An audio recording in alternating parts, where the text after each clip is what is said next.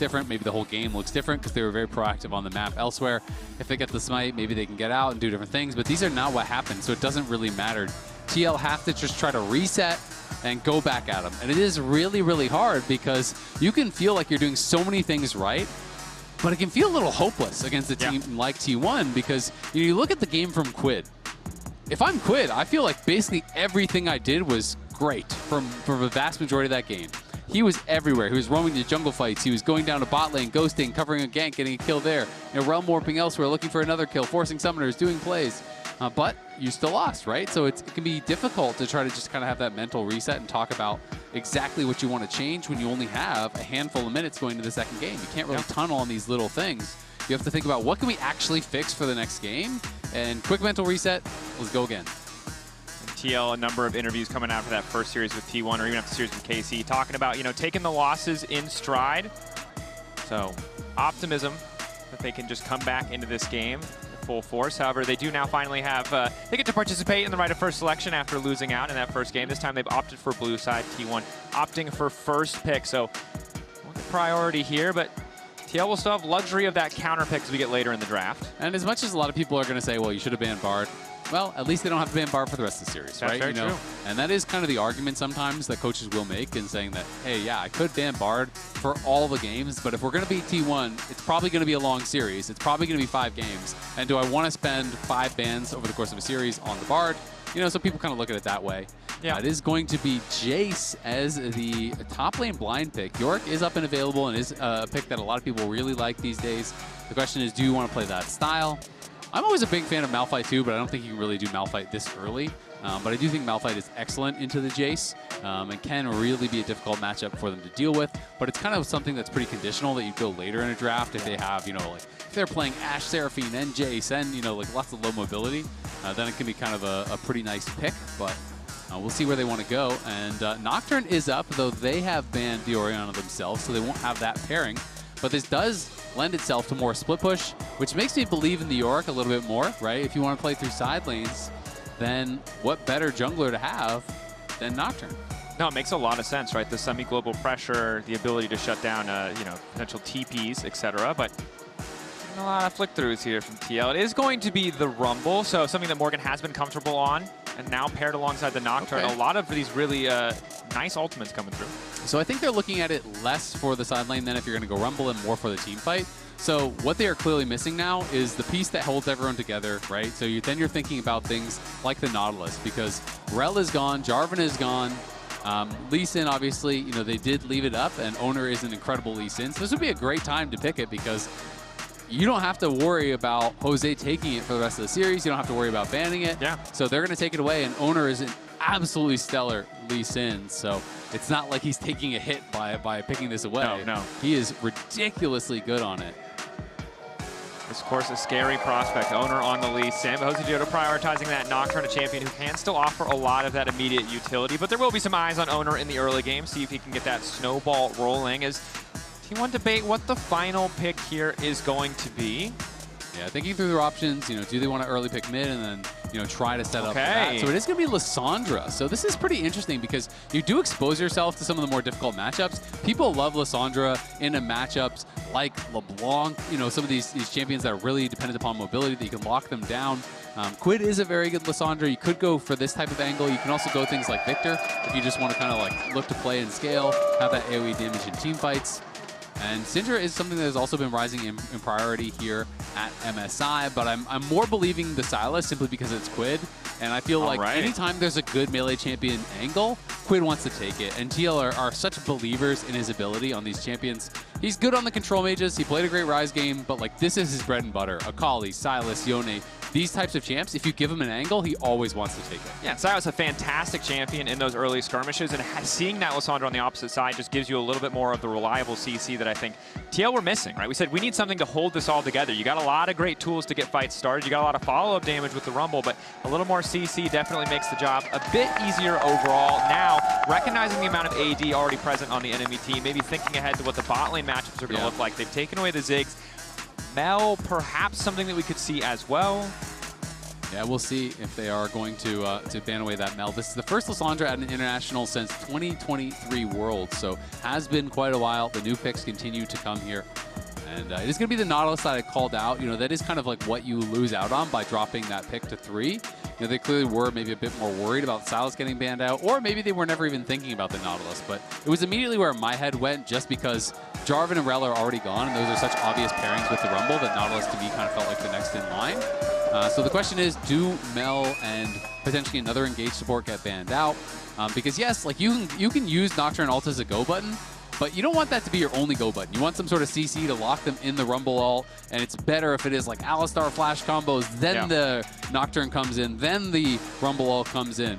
Like obviously they have Sylas to steal this Lissandra ult and try to use that as kind of a bit of engage, but still feel like you need a bit more lockdown. And I really like that they opted to ban the Callisto away here, right? Traditionally really good against a lot of these shorter range kind of melee champions, and also just having access to that ulti does mean that no longer is a support an easy pick opportunity, an easy angle to look for something with that Nocturne. So, and of course we did see Peyz dominate on it the last time they played. And I think that's a good point, and I think additionally, you're kind of looking at it as sometimes a pairing with Renata, and Renata is really good against dive comp. So if you give them an easy angle for a super powerful 2v2 like Callisto plus Renata, Bailout is great against Nocturne dive. Hostile Takeover is great against all these melee champions running in at you. So I do think it's kind of like a bit of a two-pronged ban. Not that you can never play Renata with other things, but that is the most common and most powerful 2v2 pairing for her.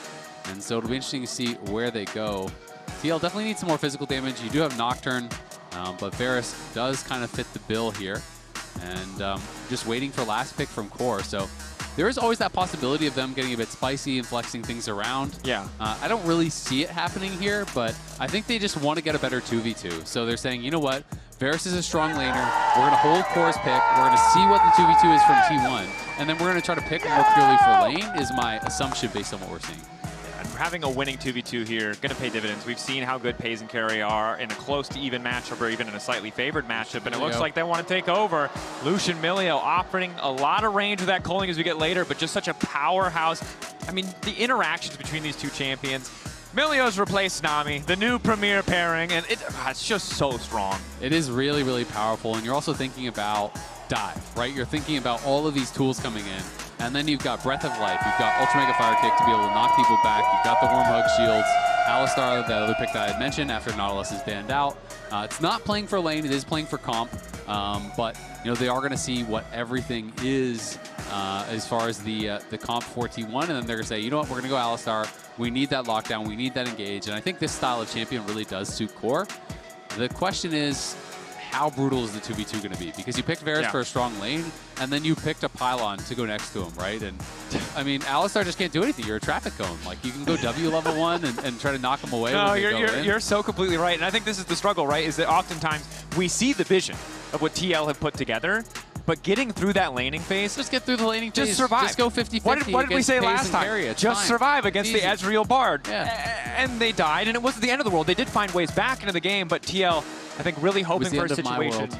Yeah, I'm sorry, buddy. Yeah, I shouldn't make assumptions like that. That's fine. You're right. You're right. That's my mistake. Well, hopefully your world won't end in the laning phase this time. I think Alistar's fight, which is the big thing, right? Yes, that is true. You know, I think we are going to see a similar setup to how the 2v2 was played in the last one, where we saw Bard and Ezreal in the brush, looking to chunk you at level 1, looking to play for that passive from the Milio plus Ardent Blaze, you know, just trying to get that damage down as much as possible, because they know Alistar needs at least level 3 before he can really play the game. And then even at level 3, unless Keria is using his Q for harass, basically the only way you're going in is if you flash, right? I'm just going to assume that every time you walk at him in combo, he's going to Q you. You have to assume that with Keria, a player of his level.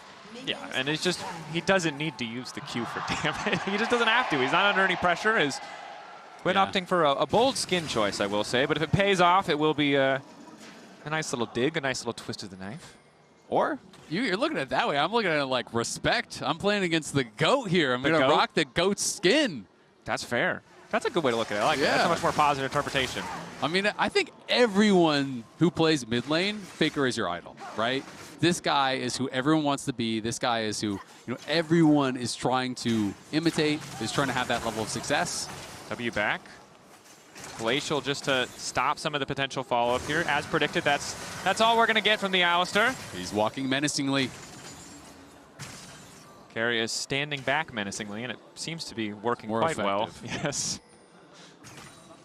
He's not allowed to do that. It's kind Of course, Vendetta is Riftbound's next set, arriving July 31st, and it brings together new champions, iconic rivalries, and beautiful art from across Runeterra. That was Jayce's Vendetta card, but instead of looking at that, look at this real Jayce right in front of you. And we're about to see Morgan get, you know, a Vendetta against That's true. Doran. That's true. It tries in beautifully. Thank you, Riftbound team. There are some. Does feel like top lane is the Thunderdome for potential solo kills, but Faker wants a solo kill for himself. First blood. Oh my gosh! They say execute. It's an execute on top of that, and that's you'd wear the man's clothes. He wasn't too pleased. Nope. Take off those pants. New skin, remake. Get him a new skin. Get that off of you. Get that skin off. Yeah. Well, beautifully played there by Faker. He's playing Ignite Flash, and we didn't get a chance to touch on it, but is able to use that Combat Summoner, really bullying out Quid here early. Has him chunked low, hits level 3, and when you are that low, Ignite just adds so much kill threat here. And because Quid wasn't able to get any damage down onto Faker when he goes for it, steps forward, doesn't even get level 3, excuse me, I think that came from the kill, so just Q Flash, W, Ignite, auto, that's more than enough. Well played, and you can see Quid a little bit frustrated, but still a smile on his face. Faker's stone cold, though. He didn't even react. Yeah. Just another day at the office. For you, it was the most important series of your year. For me, it was it, Wednesday, Thursday, whatever day it is. Tuesday. It all blurs together. It's League of Legends Day. In other T1 related news, this is actually completely crazy. Please look at the left side of the screen. Keria has passed Faker for international assists, most assists of any player. You know what has to happen now? Keria and Faker have to roll swap. We need to get the Go more assists. A classic. Until Keria is at the top of the kill leaderboard, we're going to have to swap. CoreJJ and Yeon going to be in trouble, though. Yeon getting much and much lower. The follow-up is there from Oner, and it's an easy kill coming through. Flashing from Core to get a kill back. That tower shot finishing the job. Core, good return kill. But look at the CS, or don't if you're a North American fan, because it Very is true. 31-13, and that is the problem. Core plays it pretty darn well there, and you know, is able to get one back, but now Core is dead. Good bait coming in from Keria. Peyz waiting in the darkness. He thought the recall had already come through. I don't know why he thought it had already come through, though, because like they shouldn't really have super desync recall timings there. I wouldn't have thought. I'm a little bit confused at the play. Yeah, after he hit that first bit of damage onto Keria, he really thought Peyz just wasn't there and continued to step forward in it. Yeah. Well, it cost him dearly. Oner now also hovering around the mid lane. Quid going to step in, trying to get a bit of healing back, but Oner is already here. Quid wants to get the kill in return, but he just doesn't have the damage. Very close there. You can see the frustration on TL coaches' faces. This one's pretty much over at 4 minutes. It's going to be really tough. Yeah, because I mean, barring some big mistakes. Lissandra getting leads like this, yes, she has the Ignite, is not something that you often see. This is usually just you push and you ignore that lane. It's not about killing in the 1v1. And I kind of want to see it again because I think Quid actually missed his Q. Otherwise, he could have maybe made it a 1-for-1. It was hard to tell. Maybe the edge of it did actually hit. But Faker was baiting there. They knew that was the window. Quid knew that was the window. Before Faker gets 6, he had been playing the lane pretty darn well after the solo kill, comes back, is able to put him in a position where he can actually look for that 1v1. But Combo on the bot lane. The damage just not really there either for TL's bottom lane, as Peyz already has the Sheen and the double buffs. Josedeodo wandering down, but he'll be spotted by the control ward. Still a bit of a ways from level 6. And unfortunately, the map is just falling apart. Yeah, it already has pretty much. I mean, this is tough, right? You know, for Jose, you're playing Nocturne. You can't really be that active, and they are trying to threaten here onto Yeon, but they're mostly just pressuring him to make him miss some of the CS. I don't think they're looking for any sort of a dive with Jose there, but Peyz definitely being super annoying with these double buffs makes it even worse. You know, Core did get a kill back, which was great. You know, got Oner's flash, which was great, but then gave the double buffs and the kill straight to Peyz, which makes the lane pretty much impossible to play when you're already miles behind. Yep. You know, you look at the buy. Peyz got Sheen longsword, and Yeon just got a longsword. Very true. Faker waiting off to the side. Josedeodo still has access to the spell shield. Ulti stolen by Quid, but this would be a tough fight for TL. Peyz still hasn't recalled, but again, his previous recall was so good, it just doesn't really matter. Josedeodo has ulti. Maybe TL decide to fight it here. Quid going over the wall. Ulti out from Jose, maybe hoping to just get the steal. No vision means they can't quite respond. Instantaneous combo across the team. Faker ulting, but it's a little bit too late. An explosion of aggression coming out from the side of TL. Now it's Oner running for the hills as Quid looks for the cleanup kill. Q going a little bit wide. The footwork just a little bit too fancy. Quid on the chase, but a nice turn from the side of TL. Yeah, they might be able to eventually chase down Oner, but it's hard to even say, and Quid knows he's going to start losing minions, so it is just going to be an execute here from Oner. Nicely. Ooh, oh, it's not. He had the okay. timing wrong. I just gave him the benefit of the doubt that he would have had it timed out right. That's actually really big for Quid to be able to get that gold. After the last execute from Faker and the solo kill, it would have been so frustrating to have 2 executes against you in that way, but great job by TL fighting back. They take the dragon and gives them a new lease on life. You know, that mid lane 1v1 was looking like it was completely cooked at 4 minutes like I called out, but they're able to still find a good fight here. Core is threatening. Quid comes over the wall. They turn off the lights. They push them back, and now T1 can see nothing. So they just turn on the dragon. They finish the dragon, but then right as the dragon dies, look at this. In they go. Massive AoE combo across multiple members. The Lissandra all came out. The Nocturne Q hit a bunch of people. Yeon is free firing. Yeah, Alistar dies, but that is a beautiful play from a really tough position early on here in game number 2. Yeah, and I will say, while T1 still hold on to this gold lead, you got to respect TL for always finding these fights, even at a disadvantageous position, seeing the moments where they can't capitalize. Peyz taking over to level 6. Lucky for Yeon, though, the culling angle was not great. But Faker on the way down. Uh-oh, indeed. Yeon only level 5, no cleanse available. Punt back coming in from Core. Flash forward with the Q, locking him up. Peyz caught up under tower and taken down. Excellent turn coming in from Core to shift that in their favor. Is that world champion CoreJJ? Are we in 2017? Faker. Who is this man? It is world champion Faker, just barely able to make it out. And I gotta say, that's 2 plays back-to-back where it feels like T1 should have a pretty good edge, a pretty massive edge that just have not worked out in their favor. Core again on this Alistar. We saw the laning phase, miserable, but in these plays he's been pretty big. And Quid, well, he might have been losing this, but again, got funneled a couple of kills, and now he's sitting pretty. Yeah, he's definitely doing a lot better. And I mean, just beautiful stuff from Core. He is making so many plays. That is pretty incredible to be able to outplay in that situation. When Yeon doesn't even have flash, Yeon didn't even have to use his barrier. Core just played that brilliantly. Yeon had a great Chains of Corruption, and TL kind of pulling a rabbit out of the hat, still in a tough spot. But I mean, they were down 2K at 4 minutes. We're at 9. They're only down 1.2. It's still not great, but I mean, this is actually a playable position now from what looked like it was completely over. Definitely very true. I think the big thing we have to look at in terms of gold overall is the item it has turned into for Peyz. Essence Reaver already completed. The only person on the map with that big power spike. You're being a downer, man. You just got to give some credit back to T1 in this one. Faker goes over the wall, and it looks like he's going to die. He's going to ult himself to get a bit more space. Frozen Iceborne Subjugation coming in to get a bit more team fight damage, but Yeon is still standing for an extra moment. Josedeodo in the midst of Keria and Oner wants to get the kill finish. Peyz trying to save his jungler. Josedeodo snipes him with the Q. Yeon versus Peyz in the pit. Yeon's got the damage. Manages to get it done. They completely ignore Yeon in the fight. He stands, he fires, he stacks the lethal tempo. And a completed item or not, he makes them pay for that one. Core went down early in this fight.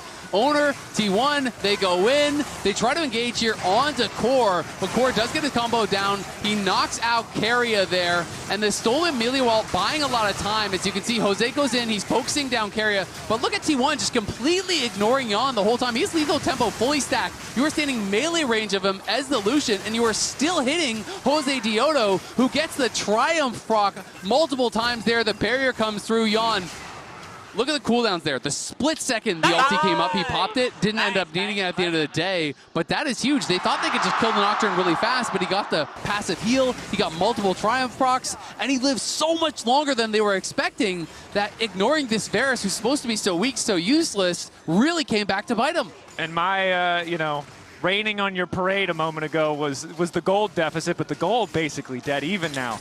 Isaac, a very, very playable game. T1 similar to last game. Gold, a paltry sum. A paltry sum. But now, a pittance. I like how we have the Lord Morgan on the top side. Needs to get more of a tithe from Doran here if he wants to be a lord. He's a little bit of a broke boy at the moment, a little bit behind. But the rest of the map looking comfortable. Josedeodo 2-1-3. 5 seconds till that ulti's up. Winnable. T1 ready to make another play in the bottom lane. Yeah, I mean, the scary thing is you know, obviously, if you're an NA fan, you are excited that we've pulled back to parity, but we've lost so many games against T1 with you lost with a significant 6K gold lead. Yeah, it's exactly. just one and that's step happened at a multiple time. times for Yes. TL. So, Yes. you know, including the series that Spawn was referencing, where they were, you know, at EWC, played in Game 3, up 6K, final game, ended up losing that one too. So, T1 always cannot be counted out. This team makes magic happen time and time again. As Morgan was expecting a contest, so he just walks down towards the Dragon. He's going to be there if they need him. And TP's back towards top when they see that T1 is not contesting. And our production team keeping us humble as they flash the gold graphs there. You can see 6K gold lead, 1.2K gold lead. Those are the games we talked about where it did feel like there might be an angle to win. But again, it was so much about the mid to late game. So as good as it is, as comfortable as it might feel, for a lot of people who aren't NA fans, probably shaking right now, not certain if they could be excited yet. Yeah. Still have to close it out for it to count, for it to mean anything. And T1, a team that adapts so quickly, even in disadvantageous situations. You just got to remember, if you're winning, it's because you're really good. If they're winning, it's because they're tryhard. They're just sweaty, you know? All right, Faker walking away. Ulti's still there for Quid. Very try-hard of Faker to walk away. I think it's safe to say. They didn't want to just die crazy. to Quid. You're not going to stand and fight there? Yeah, you didn't want to just Honorable 1v1. die? That's fine. All right. Cool, man. T1 do have that slight lead, but it is a couple Dragons now for TL. Able to win both those fights over by the Dragon. That is massive for them. And they would be moving in towards Mountain Soul, which is actually quite nice for their comp when you're thinking about Lissandra, Jayce, Lee Sin, all of this upfront damage, so much burst that's going to be coming out from T1, which would be terrifying. You know, giving champions like this Varus in particular that additional survivability to maybe be able to live through that initial burst. And I'm going to be interested to see, you know, where Yeon goes with his build from here. He had gone Rageblade last time. You know, he did go Shiv first. Yep. But I did, you know, I was talking to Spawn and talking about the potential of going more like HP-centric builds against some of the teams where you don't need to necessarily non-stop auto. And I'll be interested to see if he is going to consider some of those, you know, going a little bit more defensive because there's so much burst. Oh, ulti coming in from Quid, dash forward as well.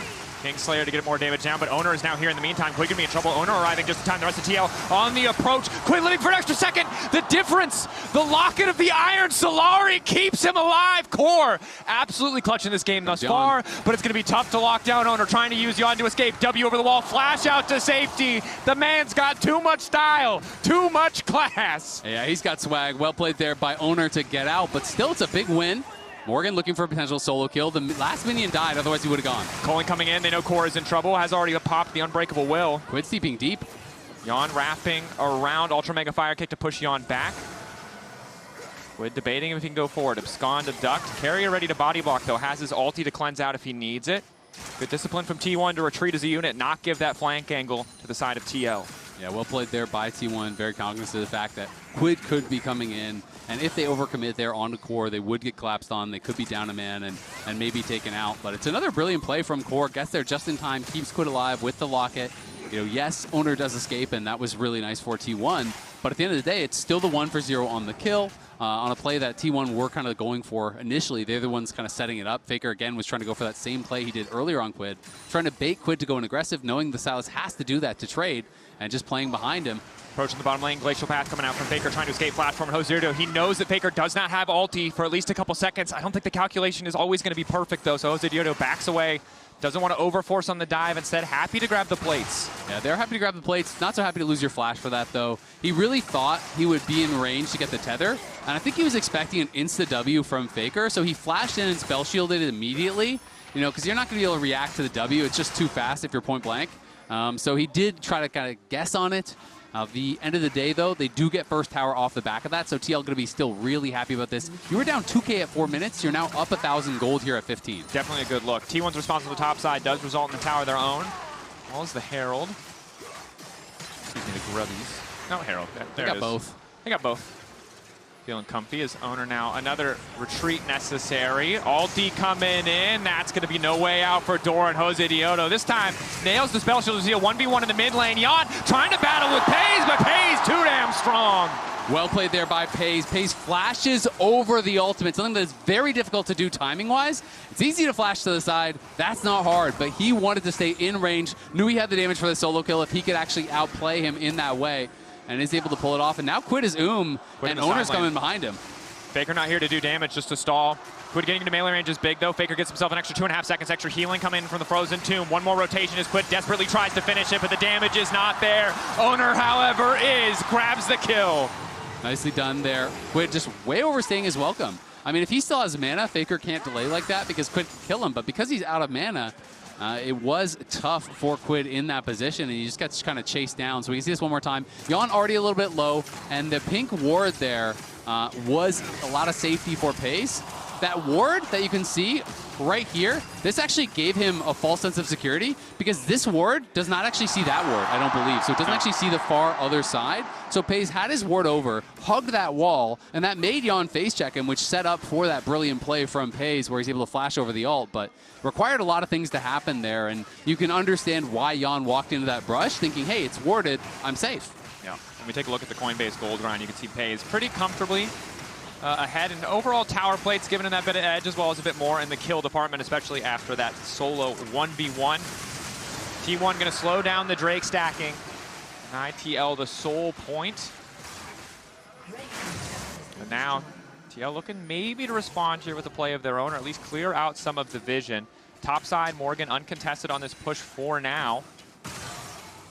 And Yeon, this is Yeon versus Peyz, Yeon versus everyone else. Obviously had a pretty rough outing, versus Peyz. I don't think he's still back to his peak form, in those other series, but he has definitely been improving. I think he's rebuilding that confidence, and it's nice to see him, having a pretty solid game here. Had a really tough start, was able to have that big fight, get back in it. Yes, he's still behind Peyz, but it is a manageable disadvantage. The rest of the team is all ahead.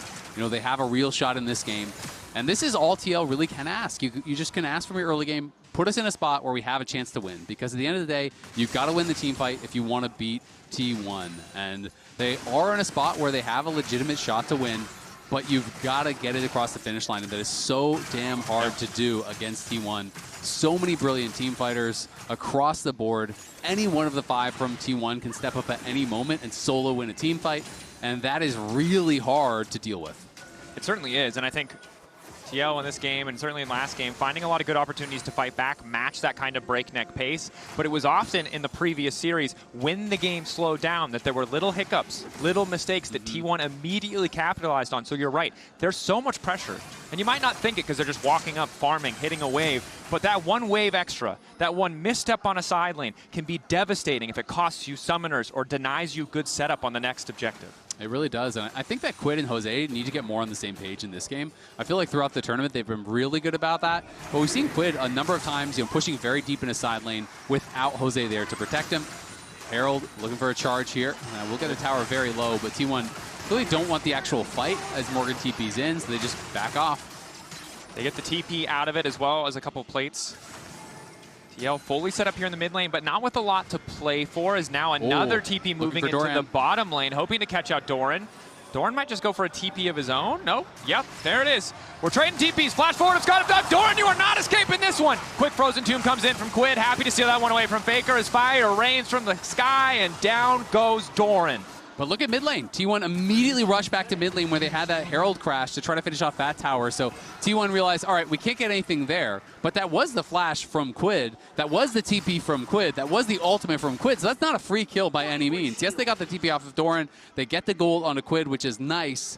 But T1, as they always do, will make you pay on the map. If you overcommit to one side, they are so good at punishing you elsewhere. They're not going to just try to run down there when they know it's a lost cause for Doran. Immediately go mid, take a tower, continue getting that gold into Peyz pockets. Definitely a terrifying team to play against. So often we praise teams when they play together as 5 members as a core with one plan. The thing that makes T1 terrifying, they can do that, and they can also split up. They can play 3 on one side. Everyone feels like they can make perfect decisions on their own and also together. And it's not without faults here or there, but for the most part, they're always responding to whatever you're trying to do. Super scary as well. Peyz now has completed his 3rd item. Obviously, he's not, full item in gold ahead of Yeon, but Yeon did go for those upgraded boots. He does have the steel caps, which are going to be pretty effective this game, but Peyz is a beast right now. First 1 to 3 items. And there's a number of players on the map that don't even have their 2nd. Quid finally just got his. And I do like the buy when you are playing double AP solo lanes. It makes a lot of sense. You have Bloodletter's Curse here. You're shredding for just the Rumble. I'm not a fan of this item when people go out and they're solo AP. I just don't really think it makes sense. But I think in this case, it does make a lot of sense. And Morgan is not going to have to go for it now. Morgan is actually going Leandries into, it looks like probably like Shadow Flame. He's just going for a really high damage build. And this is somewhat enabled by Quid, who's going to be there shredding for him. Yeon also has a decent amount of magic damage on the Varus, you know, so it's actually a pretty smart buy, I think, in this case, and I like that from Quid. Yeah, high value itemization choice there. Small things often making the big difference in these fights. Is Oner walking into the TL bot side jungle, looking to clear out some vision with the support of Peyz. Peyz careful not to step too far up here. Of course, 4 members of Team 1 in the area. In the bot lane, we're having the 1v1. Quid comfortable in the side lane against Faker. That's ulti down, but Quid, has he overstayed? Glacial path forward, a little bit more of a slow now coming in. Frozen Tomb used on Oner. Now it looks like Josedeodo flying over the top, trying to finish off Faker, but he drops out of vision.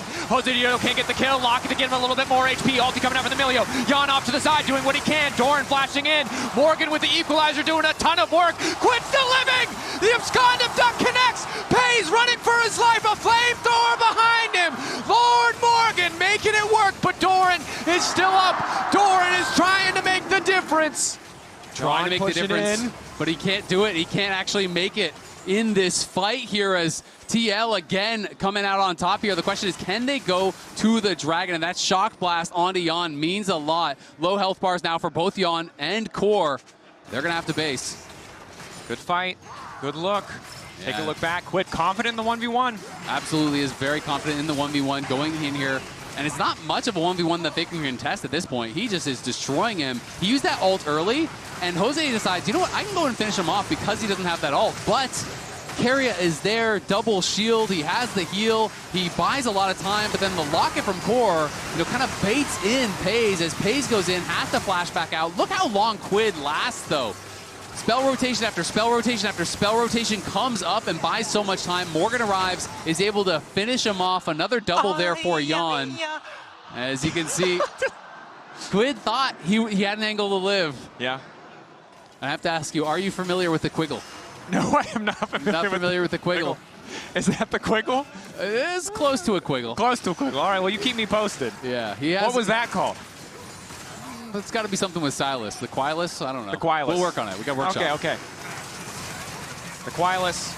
Some tools to defend his team, but it's Core! 4-man ult! Kicking everything off. Milio across the entire team. Equalizer doing damage with Faker in the midst, slowing down the advance of TL. But it's looking good for the boys in blue. TL on the way to the pit. A double for Yeon. CoreJJ! Say the name! Oh my gosh, he is on fire in this tournament. This one not going to be stolen away. They're going for Baron. They're going to get so much off the back of this. That was a 4-man combo from Core, who just flips the game on its head. T1 gets them the Dragon. They're on Soul Point. They're going for the Baron. You can't count T1 out, and I'm not going to lie, even though it's Milio, I'm still a little nervous because Jose is dead. Keria. Say it ain't so. Keria, can you steal it? Not spotted, hovering in the fog. 3K, it should be impossible. He won't do it. Okay, observers playing with us. TL. This game started with Quid solo dying 1v1 to a Lissandra. They are now up. They are on Soul Point, and they are empowered by a Baron. I mean, this is just crazy. Again, it's all about Core. He has the positioning in the brush. He knows they're going to try to force their way in. Look at this. As soon as they stack, instant flash, 4-man combo, and no hesitation from all of TL. Jose's in there. Morgan's in there. Yeon is in there. And Yeon, with the chains of corruption through the whole team, threads the needle, catches Peyz, of all people, with the chains of corruption, takes him out. And are they pumped up or are they pumped up? And it's so important to highlight. That is a 1/10 of a second difference. Core was charging Hex Flash. It wasn't snap react. He's calling that shot 2 seconds ahead of time. Has to be perfect for him to make that work. You hit 3 people, that play might be entirely different, but connects on all 4, and now T1 for the first time in the series really feel like they are on the back foot. The gold is still within touching distance, but TL for the next 2 minutes, for the duration of this Red Bull Baron power play, are in control of the map. They are, and the question is, can they get it across the finish line? This is now the 3rd game in this tournament where they've been in a pretty good spot against T1, where they've had a chance, legitimate chance to actually win. And we have to see, can they do it? You know, you have to be able to actually finish out the game. T1 is not beaten until the Nexus explodes. This team never says die, always looks for angles, always looks for plays. Knock back. Equalizer across the top, forcing Peyz away. Excellent ulti coming in from Keria to get the disengage. The TL will break open mid at the very least. Yeah, it's another great chain corruption from Yeon, who is really having a good game at this point. And now I will draw your eyes to the Seekers that he has. Gonna respond with a frozen tomb. Lockdown is there. Peyz now in trouble. Josedeodo immediately going in. The fear just barely getting him out of range. Able to walk away. Faker looking for the disengage. Quid going right back in. Peyz trying to survive, but there's Quid. In game 1, he was clutch. In game 2, he's unstoppable. The triple. TL taking another fight here as Oner tried to go aggressive. It looked for a second like Faker might have been able to bail him out. Core's trying to keep Doran around as Quid is TP'd in. I don't know if he's going to be able to chase him down. He does have his flash. Oh, he's out of vision. Smart play. Playing on the edge of vision there. Oh, he's looking for Yeon. He's looking for Yeon. They don't know. Doran. Down goes golden. There's no way to stop this. Morgan has to debate. Can't he even commit to the way? Flash over the wall from Yeon. He gets 2,000 gold. He just got a double shutdown there. 2,000 gold went to Doran off of that play. Yeon tried to look for the outplay, but he had no chains of corruption, and he flashed over the wall and set up a double to the skies there as Doran just slams his hammer down. And you can't forget Doran. The TP out, it looks like he's just playing to save his own life, but he's playing for the exit kills on the opposite fight as well. And Yeon doing his best, maybe thinking they can play on that margin, but instead hand-delivering that second kill. It's actually such a big deal, not even just because of the gold. I mean, the gold is a big deal. He just got 2K. It was a 900 gold shutdown and a 1K shutdown. Okay, Yeon completed his Zonias. That bails it out a bit, but I was going to say, you lost your Flash and your Seekers as Varus.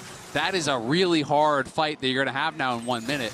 And I'm curious, with TL here at Soul Point, will they still look for it? Doran, I thought he was just going to base check him, but he has the ward there, covers both sides. That's all. We're right in the midst of another one. Paranoia going down there, desperate to take down Peyz. They've got enough damage to get it done. Overstep from the bot lane on the side of T1 as TL are quick to punish. That's huge. That is Peyz dead, and that is the dragon spawning as he will actually come up. TL need to try to force this, try to rush it down, and claim Mountain Soul, which would be so big, and a rare misstep there. Peyz too far up. We didn't see the setup. It also looked like the Breath of Life came out too early from Keria. I'm not sure if he was cleansing something else that didn't catch, but the fear landed after the Breath of Life came through. So nicely played by TL. They pull the trigger. They do kill him off, but it means no ult on Jose, no ult on Core.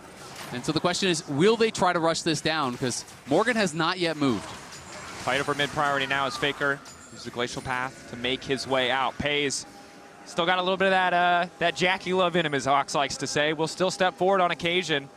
The benefits usually outweighing the cost, but not in this case. T1 walking in, looking to face check. Q over the wall as the dragon spawns. Oner hovering in the darkness. He's won every 50-50 thus far.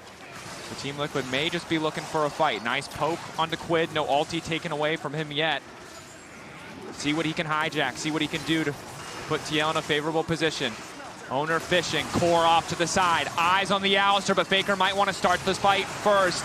Lights turned off. Dragon getting burned down. Oner wants to stay around in the area. 2K getting lower and lower. Denying access to the pit. They need to burn down the objective, but instead it looks like they're going to play for the fight. He gets another one! Are you kidding me? This is why they call him Oner! The objectives belong to him! Just as the fight might belong to T1, but instead, no! TL remains steadfast, unbreakable, in the face of elimination! Quid, unstoppable! Yeah, they're going to try to chase him down here. Quid trying to stop the bases as they're looking to push mid as well. But Jose and Yeon are both very low. But how does he do it every single time? Gets through everyone, played that brilliantly. Core was trying to stand on him to get the HP low. Watch Oner's patience here. So he knows TL are going to focus this down. Core's going to knock him out. Instead, he kicks Core away. So now it's like, wait, how do we keep him back? They Nocturne ult on him. They try to kill him. But then he realizes it's too low. The Fear Tether doesn't actually land there from Jose. Ward Hop in range. 1450. E-Smite perfectly done. That man is a machine. I refuse to believe that a human can do it, but Oner showing me once again it can be done. A beautiful Chains of Corruption, though, from Yeon. He has found Peyz in every fight. Yeon is on fire. Again, caught him with the ult. That's why Jose flashes in for the Fear Tether afterwards. If you don't catch Peyz with that, I think Peyz can glide on you and kill your whole team from that low HP. So many fights, so damn close. Seekers up for Quid. Zonya's for Yeon. Quid still playing very far forward, very aggressive. Peyz getting scarier and scarier. Morgan off on the side, gets an extra 2.5 seconds. That's the ulti going in on a Faker, forced to flash over the wall. An almost instantaneous retreat coming out from T1. They know at this point in the game, the stakes are sky high. If they lose another fight, TL might just grab the win. Yeah, they are really on that knife's edge. This late in the game, next team fight win, doesn't really matter who it is. You could probably, if you get a clean fight, it's over 100%. Even if you get a fight that's pretty favored, but key carries are dead, you could just march down and end it. And T1 are going to try to force the issue here. They know they pushed Quid back. Quid is heading down towards bot. He does have his TP. Morgan has no ult and no Zonias. That's why they're forcing the issue. Rumble's weak. Team Liquid have to be careful. Where is Faker? Could be waiting in the darkness. Pole hitting 4 members is big. Faker ready to arrive in the fight. Quid waiting off on the side. Which ulti will he take? Faker appearing over the wall, looking to lock down Yeon, but he goes bud and buys an extra moment. A stolen away Milio, giving them the space that they need. Oner straight to the back line, wants to turn it, but Yeon is too damn strong. Peyz locked up, but the follow-up is not there, and he's ready to glide, ready to slide through this entire fight. Quick dash over the wall, a GA, a Zonya's, an extra couple seconds. Peyz determined to make the difference, flashing out, a snipe from downtown. Peyz! A hold back. Both 80 carries playing on the absolute edge. Team Liquid advantage in the fight, but Fire, once again, the barrier's still there. The healing, Peyz stands, Morgan does not. Doran has been so clutch down the stretch here. That double kill at the end of that last fight and 2 shock blasts, each getting a kill. And the problem now for TL is the respawn timers. Morgan is dead for 50. T1 are going to res, and they could just go right back to the Baron because Morgan is going to be dead for 40 seconds still, and Oner and Faker are up in 2. Doran may have just won T1. The Baron may have just won them the game with those 2 shock blasts. As good as it's looked for TL, as good as some of those fights have been, the gold is still so close. There is no greater advantage. The Baron shifts things so heavily in the favor of T1. And we've said it. And for a moment, TL believed it was all coming together, but T1 so quick to take that away. The game not over yet, but it's getting closer to ending in T1's favor. I mean, it was just a great force here because they know that there's no Zonias, there's no flash, there's no equalizer. Rumble doesn't have the tools. TL does a good job of absorbing this engage. Great Zonias there from Yeon, and the Breath of Life from Quid buys a lot of time there from Yeon. Oner goes in, can't finish him off. Faker looks like he's in trouble, but it's on the other side that Peyz is the real issue here. Peyz gliding around. Jose's ult came back up. They get in to try to punish Peyz here. And look at TL playing around cooldowns. They wait until the scrap shields back up to try to go and defend Quid, but this shock blast and the subsequent one, this was one auto away from being killed. Trying to make his way out. Spell shield already used. Now he's in trouble. Quid can try and turn this one back. A quick ulti out. Now Quid needs to get the hell out. They may have overcommitted to this one. A nice knock-up. A nice interrupt. Oner might fall. Equalizer across the top, but the damage isn't quite there. Oner ticking and burning, but with the GA still supporting him, there was no hope at finishing the kill. Yeah, it always seems to be the way against T1. You come close, but it's so hard to finish the job, whether it's a kill, whether it's a game, whether it's a dragon, it just doesn't matter. They make you fight for every last inch. Oner limping away there. Had you been able to get the kill, then they can't go for the dragon.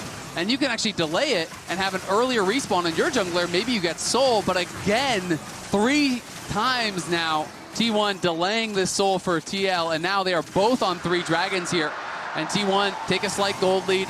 They have the Baron, and they are really just 1 fight away from ending the game here, but it's anyone's game to win. That they are, but when Yeon gets chunked like that, the game gets a lot harder for Team Liquid Alienware. T1 now on the retreat. Happy to just back away. Still a minute left on that Red Bull Baron power play, but getting the Drake is enough. Some cool tech here from Core. Goes Abyssal. Again, we talked about the multiple sources of AP. This is fantastic. Quid really needs to get gold for his Zonias, though. Feels like he's pretty far off. And when he gets that 3rd Zonias, that's a lot of playmaking tools here on TL. Obviously, Core with the Alistar ult, difficult to take down. There's GA that will be coming back up here for Jose. And then they're looking to get towards triple Zonias as Yeon having an intense 1v1. He's decided not to. Yeah, I think Jose has basically said he wants it for an item completion, because you look at Jose's items. I see. He's saying, wait, just leave it. I actually want to finish it, or maybe Yeon got nervous that T1 would be there too soon. Either way, it doesn't really matter. Maybe Yeon was trying to work in towards a QSS. Yes. And Quid does get his Zonias, so that is a big purchase. That he does. The tower almost just disappears right in front of our eyes. Core waiting off to the side, hoping to find a flank. Has to clear out the vision first. T1 spot him with the scryers. The last wave of the Baron-empowered siege is here. 3 minutes till Soul for either side or the Baron is on the table. And if you wanted action, you got action. 50 combined kills in 36 minutes. Now the highest combined kills for a game at this MSI. It has been an absolute bloodbath. Both teams really playing well in this game. Some incredible mechanics on display here. T1 with the edge now, but it is 3 dragons to 3. 2K gold is irrelevant at this point of the game, and 5K of the advantage is all on Doran, and Doran has been done his items for a while. So he basically has nothing he can spend it on unless he wants to start changing out items. The gold means nothing. It is going to be about the gold on the carries, and in those roles, it is even or slightly favored towards TL right now. That it is. You can see QSS now picked up from Yeon, double defensive items here. But really, it's going to come down to who can find better positioning on the fight or who can chip away at those major cooldowns before the next fight breaks out. Morgan probably going to have access to that TP. Flashes should all be up. It's really only Yeon's we're waiting on. So it's going to be the full team fight. No greater edge unless one of these two lineups can maybe find a pick on a side lane, punish someone for over pushing a potential wave, but it's a big reason why you see T1 moving his 3, even just to clear a single mid wave. Yep, Yeon even there was trying to cover Jose as he's doing his wolves. They know one pick in the game could very easily be over because Mountain Soul could be the decider. And if you die at the wrong time, if you lose your summoners at the wrong time, you misplay in a fight. The stakes do not get higher than in a 40-minute game. Well, the respawn timers are going to be a minute if you die here, and that's pretty much lights out if you take a bad fight. So all of the pressure now on these players here. And T1 is a team that has faced that pressure and come out on top so many times in their careers.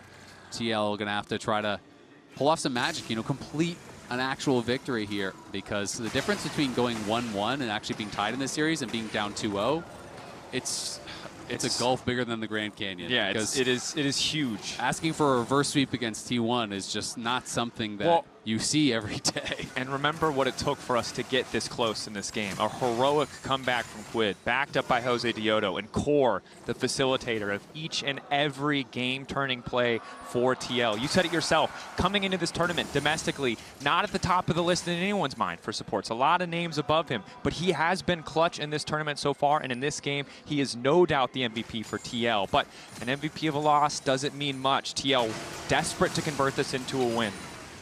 And Doran has been really the hero after getting a lot of criticism in the last series against TL. He comes into game 1, gets a solo kill onto Morgan, and then he comes into this game, and from a number of positions where it looked like TL were going to get the advantage, he gets a double kill, then he gets multiple shot blast for kills. TL are threatening. Calling, used, traded for the unbreakable will. Dash backwards from TL. Really nice to get that Alistar cooldown out of the equation. At this point, Core can maybe hope to get one combo before he drops in a fight. Exactly. He has the base as well, so T1 might be already on the Baron. We don't know. They could actually be over there, and they are, in fact, on the Baron. It's going to get spotted. Core is rushing out of base here, but this could be one of the final moments. 15 seconds on the Drake. Maybe TL, they're immediately going to turn. They have to accept fighting against a Baron-empowered T1 on their terms at the Dragon Soul, rather than risk going into unknown territory.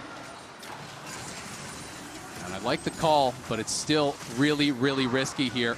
T1 going to try to bully their way in. We don't know if TL are rushing the Dragon down or looking for the fight. They're on the Dragon, but it's still so healthy. Many fans praying. 8K getting lower. Core looking for the engage. Quid up to the side. The Abscond Abduct doesn't connect, and Peyz for now is untouched. Josedeodo to the back line, but he's faced first into 3. Lockup is there from Faker, and it's all falling apart. Team looking to pulled off the Dragon for a brief moment. Oner into the back line. 3 members left, and they have to hold the line. Yeon desperate to turn this back, but Doran comes in from the skies. Yeon still living for an extra moment, getting a couple extra autos. Faker will finally fall, but Peyz full health, playing cleanup to close it out. Core tries to repeat the heroics from earlier, but it just doesn't happen. T1 win the fight. They avoid the engage. TL spent so much on that initial punch, and it was just not meant to be. Peyz stays safe and takes over another team fight. A statement from T1, no matter how far ahead you get, it just might not matter against this lineup. Peyz gliding through the fight, a single misstep, more than enough for this team to end things in their favor. Core doing what he can to hold the line, but there's just no time. Peyz this time around, eyes on the prize. He doesn't need any more kills, looking for the Nexus. Oner knocking it down, Core doing everything he possibly can, but a few autos are all that's left. Between T1 and match point, down goes Core, down go TL. Josedeodo will fall, the Nexus will fall, T1 at match point. Well played by T1 again. They come up big in the team fights, and so many clutch moments by Doran. Really felt like he was such a difference maker in this game. AD, it's a reverse sweep or it's nothing.